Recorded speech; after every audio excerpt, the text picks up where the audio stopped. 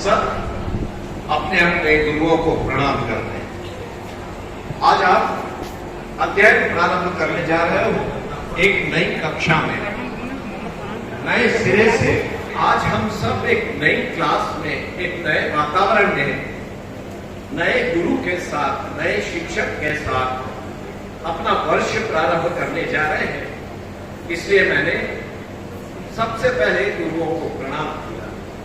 अखंड मंडलाकारं व्याप्तं येन चराचरं तत्पदं दर्शितं येन तस्मै श्री गुरवे नमः। आमतौर पे संस्कृत के श्लोक बोलकर वक्ता आगे बढ़ जाते हैं, अर्थ समझ में नहीं आता, और इसलिए मैं चाहता हूं कि आप इस अर्थ को भी समझें। पूरी सृष्टि को व्याप्तम येन चराचरम, जिसने सृष्टि के अंदर चर और अचर यानी स्थावर और जंगम, यानी जो चलने वाले, जो हिलने वाले, जो कार्य करने वाले, जो श्वास लेने वाले ऐसे जीव हैं, उनको हम कहते हैं जंगम, जो चलते हैं। और स्थावर ये वो जीव है जो चलते नहीं है, जैसे वृक्ष हुए, जैसे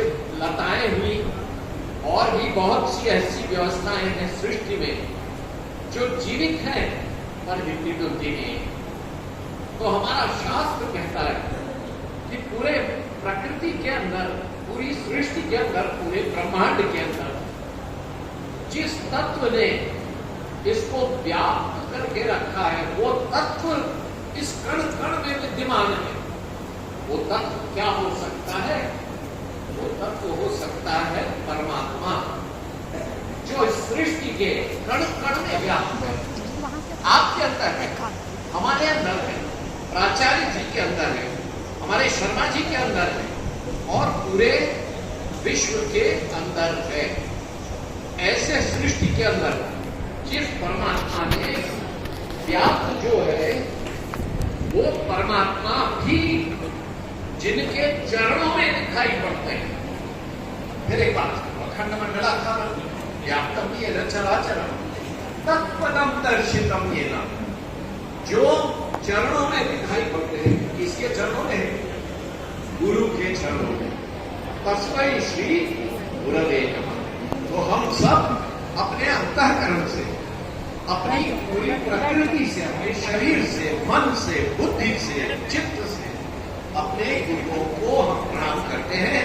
और आप भी कर रहे हैं और मैं भी कर रहा हूं। आप सबको प्रणाम करना हूं। मनीष जी आपको प्रणाम करना चाहिए, सभी गुरुओं को प्रणाम। फिर हम प्रणाम करते हैं भारत माता को। रत्नाकरा धौतकरा हिमालय किरीटिनी ब्रह्मराजर्षि रत्नाढ्या वंदे भारत मातरम। हमारे सुभाषितकार कहते हैं कि रत्नाकर धौतकरा, रत्नाकर मतलब समुद्र, समुद्र जिनके चरणों को धो रहा है। हमारी जो भारत माता है, उसके चरण जो है वो केरल में है कि नहीं? केरल और चेन्नई में, तो वहां पे ऐसा लगता है कि जैसे समुद्र उनके चरणों को धो रहा है। रत्नाकरा धौतपदाम हिमालय किरीटिनी, जिनका किरीट, जिनके मस्तक के ऊपर का मुकुट क्या है? हिमालय। हिमालय किरीटिनी ब्रह्मराजर्षि रत्नाढ्याम, यानी जिनके अंदर ब्रह्मर्षि, राजर्षि, ऐसे अनेक रत्न हैं, करोड़ों असंख्य रत्न हैं। ब्रह्मराजर्षि रत्नाढ्याम वंदे भारत मातरम। ऐसी भारत माता को हम प्रणाम करते हैं। और आजकल हम लोग भारत माता को जो प्रणाम करते हैं, थोड़ा आवाज दम लगा करके करते हैं। कैसे करते हैं? भारत माता की, ये आनंद की बात है। विद्यार्थियों के बीच में इस बात के जरा संकोच नहीं होता मन में। फिर एक बार, भारत माता की। बहुत अच्छे। हमारी एक तीसरी बात ये, हम सब जबलपुर में रहते हैं, जबलपुर में पढ़ते हैं, और जबलपुर के पास से हमारी एक माँ है जो नहीं करती। एक तो वो माँ है जिसने हमको जन्म दिया, एक भारत माँ है, तीसरी माँ हमारी है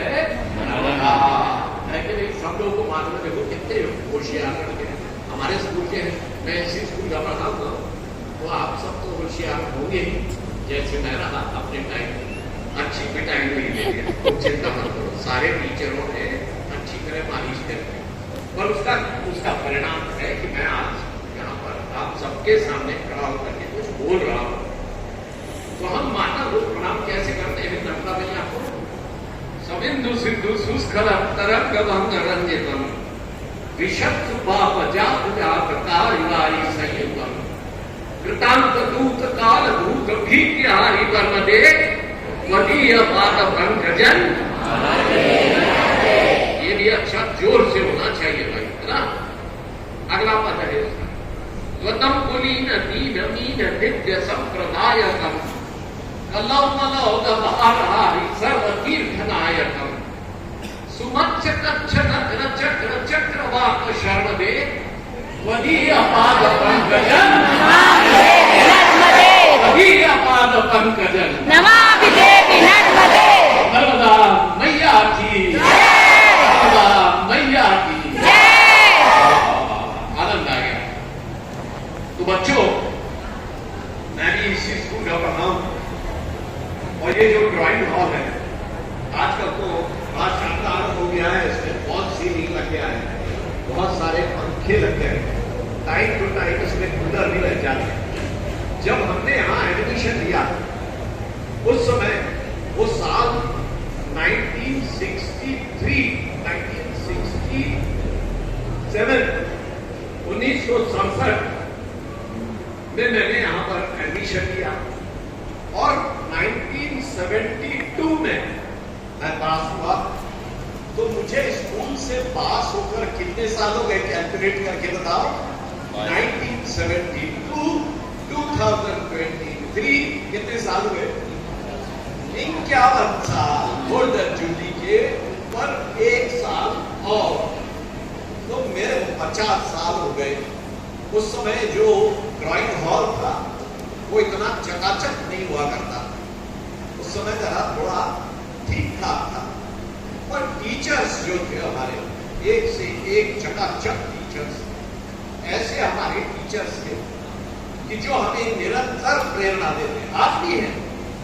हमारे जो प्राचार्य, जिन्होंने स्कूल को वास्तव में अपनी ऊंचाई पर पहुंचाया, प्राचार्य शिव प्रसाद निगम जी एक ऐसे व्यक्ति जो केवल पढ़ाई नहीं, तो छात्र उस समय छात्राएं नहीं होती, केवल छात्र, तो छात्रों के सर्वांगीण विकास में विश्वास रखते और छात्रों का पूरा विकास, यानी पढ़ाई भी अच्छी हो, खेलकूद में भी भाग लें, और जो अन्य गतिविधियां रहती हैं, सांस्कृतिक कार्यक्रम रहते हैं, गीत संगीत है, नाटक है, वाद विवाद प्रतियोगिताएं हैं, तात्कालिक भाषण प्रतियोगिताएं हैं, और सब प्रकार के खेल यहाँ सब होते थे। Hockey, football, kabaddi, basketball, volleyball सब खेलते थे, और कॉम्पिटिशन्स में भी भाग लिया था, और सारे प्रकार के, सब प्रकार के, और ऐसे अनेक प्रकार की गतिविधियों को करते हुए और बहुत अच्छी पढ़ाई करते हुए और मेरिट में भी आते। हमारे समय में 10th मेरिट हुआ, और फिर 10th बोर्ड हुआ, फिर 11th बोर्ड हुआ, एक नया एक्सपेरिमेंट हुआ था। उसके अंतर्गत 10+2 एक साल चला, फिर 11th में फिर हमारा बोर्ड एग्जाम हुआ। तो 10वीं में और 11वीं में दोनों में मेरा बड़ा सौभाग्य है कि मैं मेरिट में आया, और दोनों में मेरे को छात्रवृत्ति भी मिली, और उस समय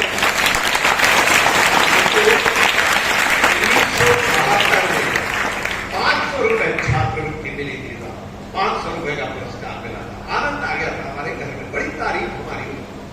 तो ये सारा तब हुआ जब हमारे गुरुजनों ने हमारे प्रत्येक व्यक्ति के, प्रत्येक छात्र के सर्वांगीण विकास के लिए, उसके व्यक्तित्व को देखते हुए, प्रत्येक छात्र का एक अपना व्यक्तित्व होता है, हर की एक अपनी विशेषता होगी, और उस विशेषता को हमारे जो गुरु हैं, हमारे जो शिक्षक हैं, हमारे जो क्लास टीचर्स हैं, ये सब लोग उसको पिकअप करते हैं और उस गुण को आगे बढ़ाने का काम है।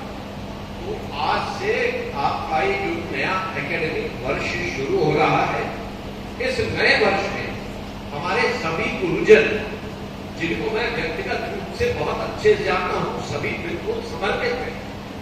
आपके शिक्षक के रूप में, आपके पिता के रूप में, आपकी माता के रूप में, आपके पालक के रूप में पूरे वर्ष भर आपकी चिंता करेंगे।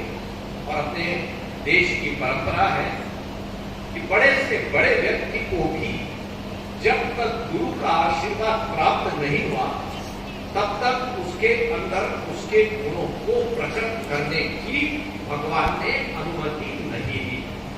हम सब जानते हैं कि अपने यहाँ भगवान राम और भगवान कृष्ण, इन दोनों को, ये मानव थे, मनुष्य, परम देवताओं के अवतार के रूप में, विष्णु के अवतार के रूप में प्रकट हुए।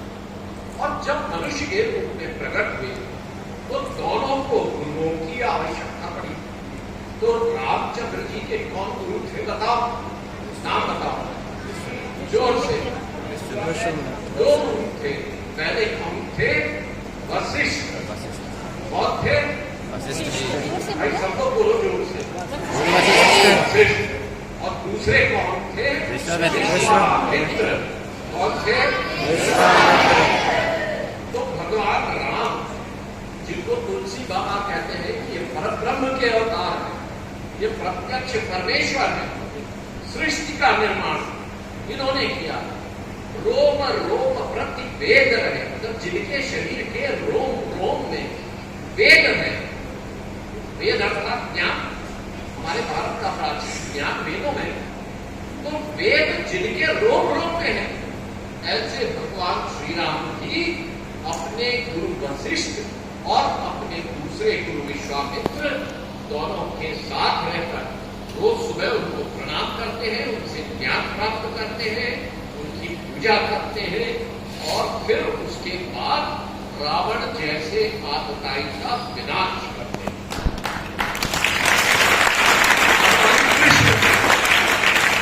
भगवान राम को मर्यादा पुरुषोत्तम थे। भगवान कृष्ण तो जगत गुरु के, मतलब सबके गुरु हैं, पूरे जगत के गुरु हैं। अपने हम सुभाषित कहता है, वसुदेव सुतम देवम तम सच्चाणूरमर्दनम देवकी परमानंदम कृष्णम वंदे जगत गुरु। कृष्ण को क्या कहा? जगत गुरु।